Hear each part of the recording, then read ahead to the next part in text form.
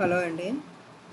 ఈరోజు quality bits గురించి మనం డిస్కస్ చేసుకుందాం. దీనికన్నా ముందు ఇవే బిట్స్ని ఒక క్విజ్ కండక్ట్ చేయడం జరుగుతుందండి. ఆ లింక్ కిందన ఉంటుంది. మీకు ఎంతవరకు ఆన్సర్లు వచ్చాయి మిమ్మల్ని మీరు టెస్ట్ చేసుకొని ఎన్ని మార్క్స్ కూడా ఇవ్వడం జరుగుతుంది. దీనివల్ల ఏంటంటే బిట్ మీరు మర్చిపోరండి. ముందు ఆన్సర్ చూస్తారు, తర్వాత క్లిక్ చేసిన తర్వాత ఇదే ఆన్సర్ అని తెలిసాక లైఫ్ లాంగ్ అది బిట్ అనేది మీకు మైండ్లో ఉండిపోద్ది. ఇప్పుడు టాపిక్లో వద్దాం. మనం ఇప్పుడు క్వాలిటీలోని బిట్స్ గురించి ఇప్పుడు చూసుకుందాం.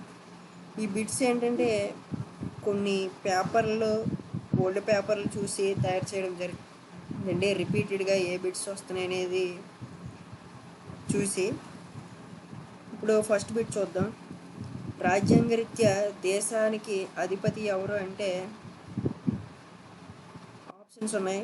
ఏ రాష్ట్రపతి, బి ప్రధానమంత్రి, సి ఉపరాష్ట్రపతి, డి సుప్రీంకోర్టు ప్రధాన న్యాయమూర్తి. అంటే దీనికి ఆన్సర్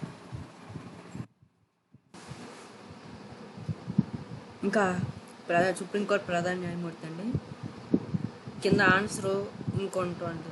ఆన్సర్ చూద్దాం. ఇప్పుడు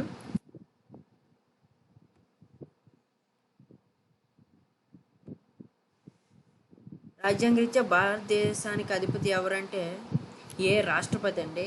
ఈ రాష్ట్రానికి అధిపతి అంటారు. ప్రభుత్వ అధిపతి అంటే ప్రధానమంత్రి వస్తారండి. రాష్ట్రపతి విధుల్లో లేనప్పుడు ఉపరాష్ట్రపతి రాష్ట్రపతి విధుల్ని చేస్తూ ఉంటారు. సుప్రీంకోర్టు ప్రధాన న్యాయమూర్తి అంటే సుప్రీంకోర్టుకి అధిపతి ఉంటారు. ఇంకా నెక్స్ట్ బిట్ చూద్దాం. ఇక్కడ రెండో బిట్ అండి. 2012 రాష్ట్రపతి ఎన్నికల్లో రిటర్నింగ్ అధికారిగా ఎవరు వ్యవహరించారు అంటే ఏ వినోద్ కుమార్ అగ్నిహోత్ర, వివేక్ కుమార్ అగ్నిహోత్ర, వసంత్ కుమార్ అగ్నిహోత్ర, పిడి తనకప్పన్ ఆచార్య. ఈ ఆన్సర్ చూద్దాం.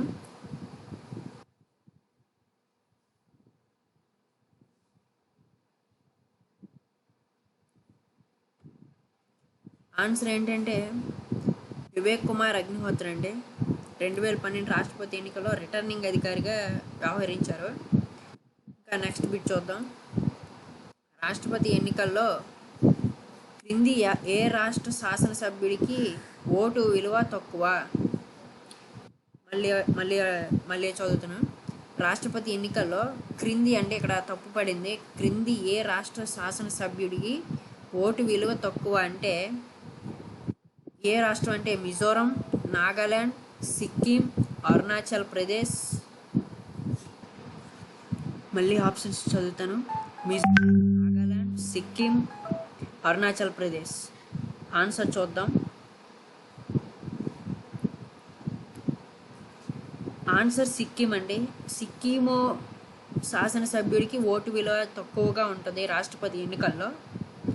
ఇంకా నెక్స్ట్ బిట్ చూద్దాం.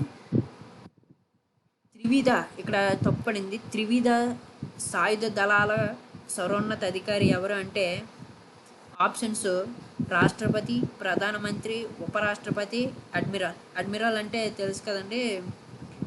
మన 3 సాయుధ దళాలకి ఒకే అడ్మిరల్ ఉన్నారు. అతనే ఇప్పుడు ఆర్మీకి చీఫ్గా ఉన్నారా అంటే బిపిన్ రావత్ అండి. అతన్ని అడ్మిరల్ అంటారు.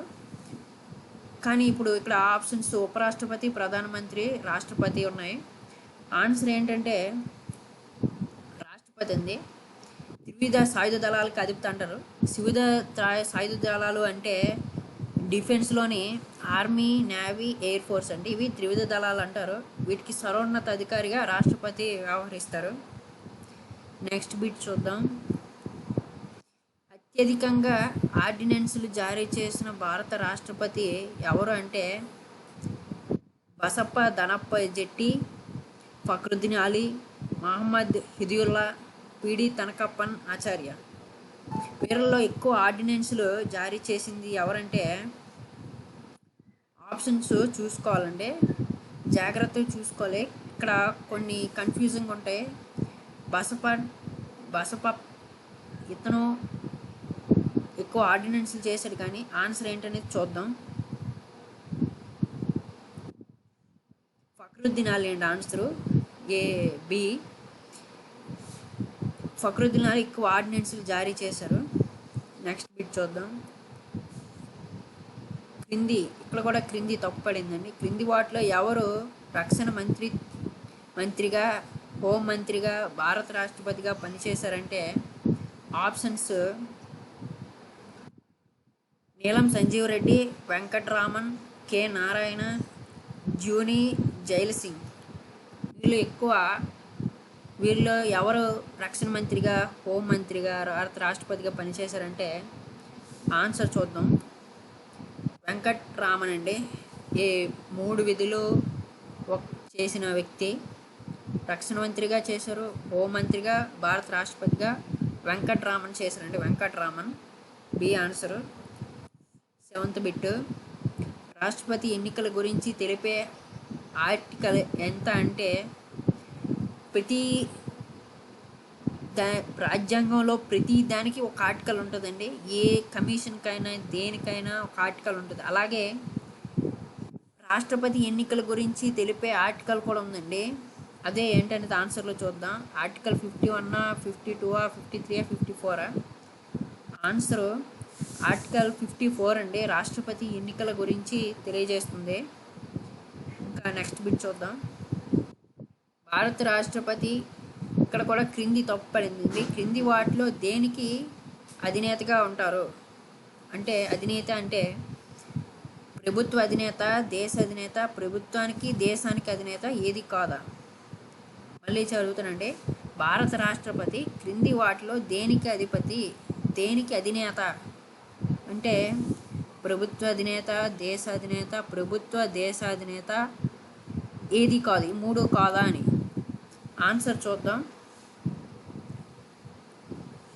దేశానికి అధినేత అండి. ప్రభుత్వ అధినేత అంటే పిఎం వస్తారండి. దేశ అధినేత అంటే ఇది రాష్ట్రపతి వస్తారు. ఇంకా ప్రభుత్వ దేశ అధినేత అని ఉంటారండి, 2 వేరుగా ఉంటారు. ఇంకా నెక్స్ట్ బిట్ చూద్దాం.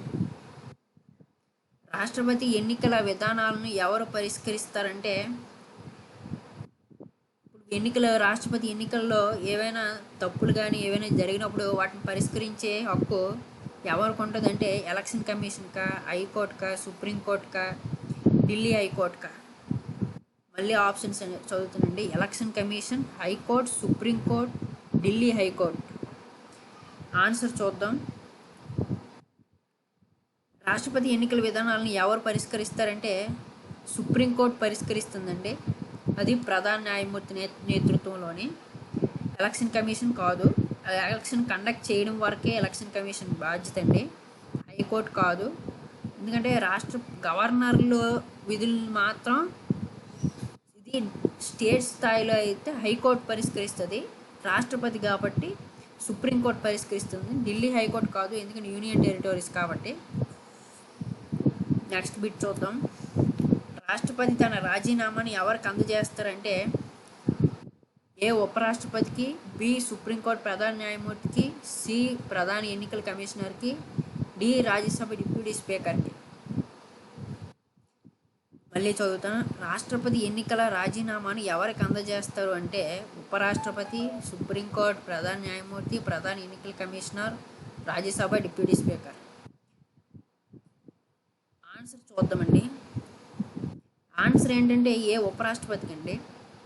మనం అనుకుంటాం రాష్ట్రపతికి ఎన్నికలు జరిపేది ఎలక్షన్ కమిషన్కి ఇస్తారని.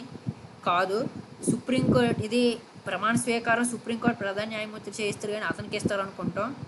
కానీ ఇక్కడ రాజ్యసభ డిప్యూటీ స్పీకర్కి కాదండి, ఉపరాష్ట్రపతికి ఇస్తారు. ఎందుకంటే రాష్ట్రపతి తర్వాత నేను రాజీనామా చేస్తాను, తర్వాత విధులు ఉపరాష్ట్రపతి చేయాలి కాబట్టి ఉపరాష్ట్రపతికి ఇస్తారండి. ఇది కూడా రాజ్యాంగంలో ఒక చిన్న పార్ట్లో ఉంది. నెక్స్ట్ బిట్ చూద్దాం. మొత్తం పార్లమెంటేరియన్ అవార్డు పొందిన ప్రధాని ఎవరు అంటే వాజ్పేయి, మన్మోహన్ సింగ్, చంద్రశేఖర్, హెచ్డి దేవగఢ్. అంటే ఇంకా మళ్ళీ బిట్ చదువుతానండి. ఉత్తమ పార్లమెంటేరియన్ అవార్డు పొందిన ప్రధాని ఎవరు అంటే వాజ్పేయి, మన్మోహన్ సింగ్, చంద్రశేఖర్, హెచ్డి దేవగౌడ అంటే ఉత్తమ పార్లమెంటరీ అవార్డు అనేది ఒకటి ఉందండి. అది ఒక పిఎంకి ఇస్తారు. అది చూద్దాం. పిఎం హెచ్డి దేవగౌడకి ఉత్తమ పార్లమెంటేరియన్ అవార్డు వచ్చిందండి.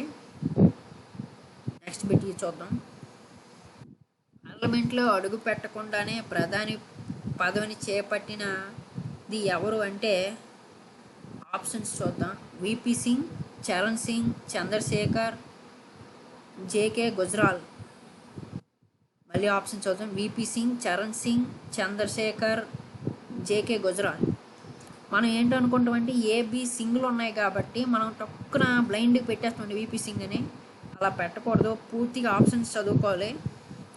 నెక్స్ట్ బిట్ ఆన్సర్ చూద్దాం. చరణ్ సింగ్ పార్లమెంట్లో అడుగు పెట్టకుండా ప్రధానమంత్రి అయ్యారండి. ఇతను 1976లో అయ్యారు. నెక్స్ట్ బిట్ చూద్దాం. భారత రాజ్యాంగంలో జీతభత్యాల గురించి ఎన్నో షెడ్యూల్ తెలుపుతుంది అంటే భారత రాజ్యాంగంలో జీతభత్యాల గురించి ఎన్నో షెడ్యూల్ తెలుపుతుంది అంటే options schedule 3, schedule 2, schedule 1, schedule 5. Answer చూద్దాం.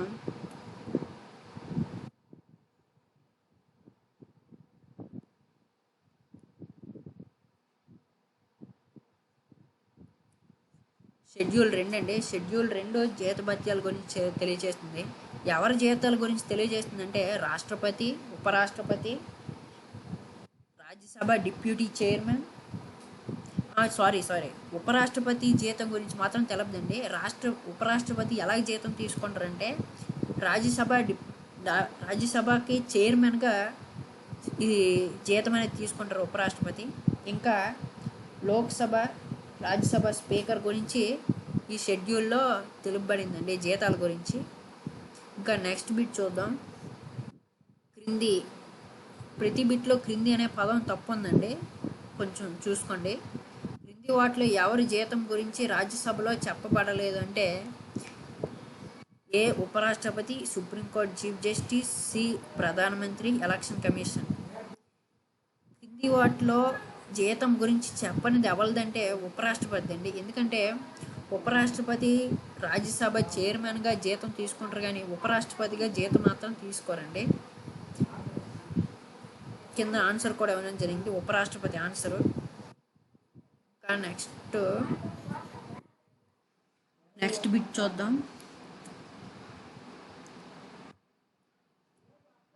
ప్రమాణ స్వీకారం గురించి ఎన్నో షెడ్యూల్ తెలుపుతుంది అంటే ఇక్కడ ఆప్షన్ అనేది మళ్ళీ చదువుతాను. ప్రమాణ స్వీకారం గురించి ఎన్నో షెడ్యూల్ తెలుపుతుంది అంటే ఏ షెడ్యూల్ 6, షెడ్యూల్ 8, షెడ్యూల్ 4, షెడ్యూల్ 3. ఇది జీతభత్యాల గురించి తెలిపేది షెడ్యూల్ 2 అండి.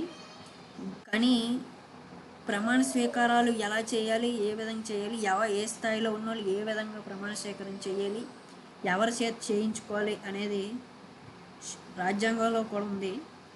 ఆన్సర్ చూద్దాం. షెడ్యూల్ 3 అండి. షెడ్యూల్ 3లో ప్రమాణ స్వీకారాల గురించి ప్రస్తావించడం జరిగింది రాజ్యాంగంలో. నెక్స్ట్ బిట్ చూద్దాం.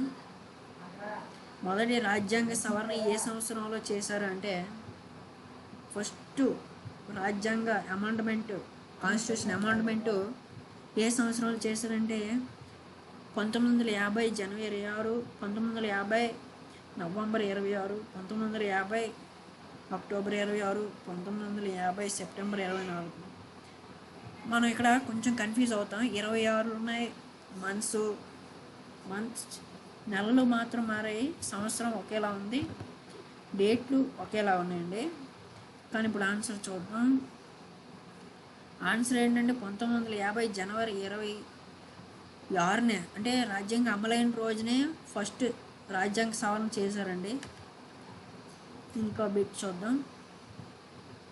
షెడ్యూల్ 12 దేని గురించి తెలియచేస్తుంది అంటే ఏ మున్సిపాలిటీలు, బి పంచాయతీలు, సి కేంద్రపాలిత ప్రాంతాలు, డి షెడ్యూల్ ఆదివాసీస్. ఆన్సర్ చూద్దాం.